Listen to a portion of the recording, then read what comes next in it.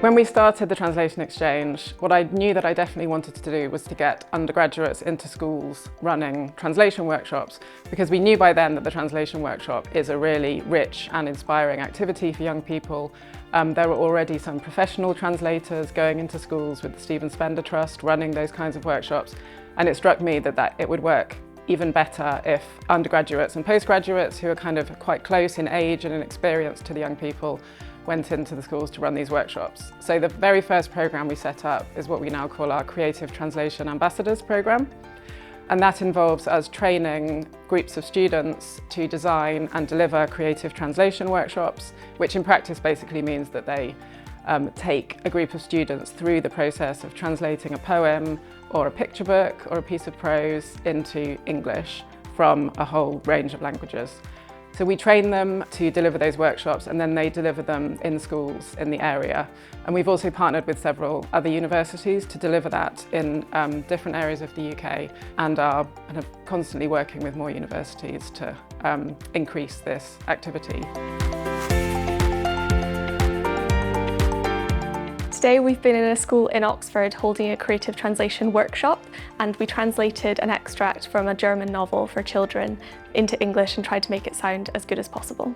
We've been translating books which may not necessarily be written in perfect German. We've been translating different stories from German into English using more creative methods instead of translating them literally to make it sound more natural. It's made me realise that what you're taught and what you actually do is quite different. If you're actually going to talk to German people, you wouldn't really speak in a formal way. You'd use more well-known phrases from books.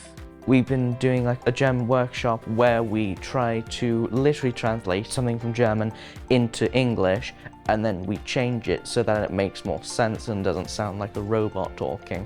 The idioms are in English, and all of the text makes sense to someone who's a native English speaker, not just German speakers. I hope the students have gotten out of this workshop that translation isn't just your normal stuff you do in school.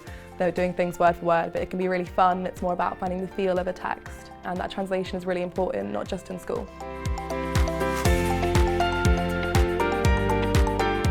Our core work at the Translation Exchange is with the languages that are taught at schools. So for example, at the moment, the Anthea Bell Prize runs in French, German, Spanish, Mandarin and Italian, and also French into Welsh.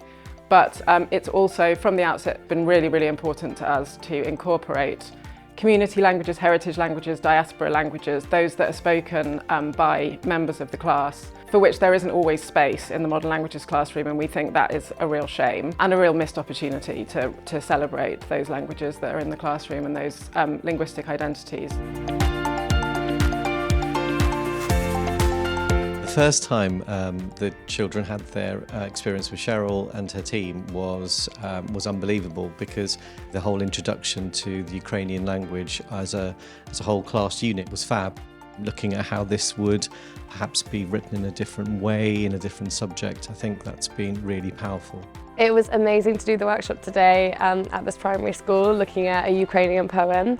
We were looking at translating orally as well, moving sounds to text, so it opened up so many channels. So the Ukrainian workshop that I joined today with the primary school was so rewarding, because it was so nice working with the children to see how they also engage with languages which they haven't seen before. And I love transposing meaning across languages, recreating the sense and kind of recreating that invigorating spark of the message of the original text and putting it in the new language. When we were doing the book My Grandma, we had a page of the book where we were also given a glossary of all the Ukrainian words and English.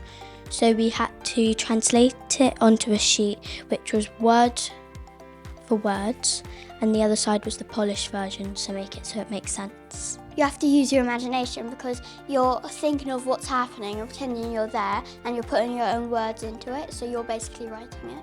We didn't really know a lot of Ukrainian until maybe today, but I've kind of forgotten about that now. And learning more Ukrainian is just, and any language is just fun, and it will help you later on in life. helped everyone, like, because everyone was coming up to me like, what does that mean? What does that mean? Varia has been absolutely immense in this, and I think has really enjoyed the opportunity to be a little teacher. The young lady I remember at the start of the year who wasn't very confident at all would maybe write 4 or 5 words in an English session.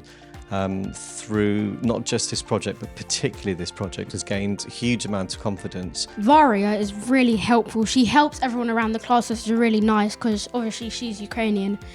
And yeah, I just saw her going around the classes today, helping everybody, and it was really nice. We're looking as schools at building self-esteem as well as kind of knowledge and skills, and the self-esteem factor has been absolutely huge with this. The reaction to workshops has always been overwhelmingly positive. I think it's just, exciting from a student's point of view to have people come in and have something a little bit different for their language lessons. Something that's not necessarily on the syllabus, but again, because you just have to speak the language, and in that sense you're kind of, practicing in a way for your GCSE, in a way for your A-level.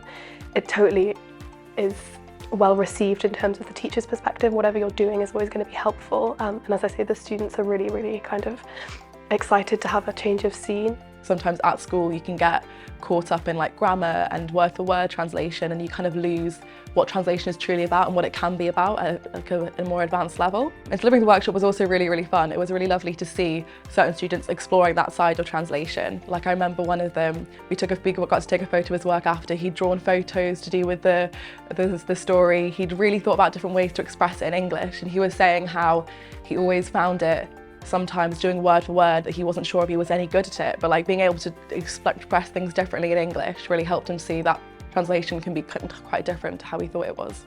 My experience with organising a workshop has been wonderful. We went to like this workshop somewhere in like a primary school in Oxford, and there was this one small like brown girl, and she came up to me and she's like, oh my gosh, I didn't know brown girls can do German. And I was like, yes, they can. And to be that bridge to reach out to whatever schools I went and be like, hey, you can make that journey, come across, I'll push you, let's go, let's go. That has just been such a fantastic experience.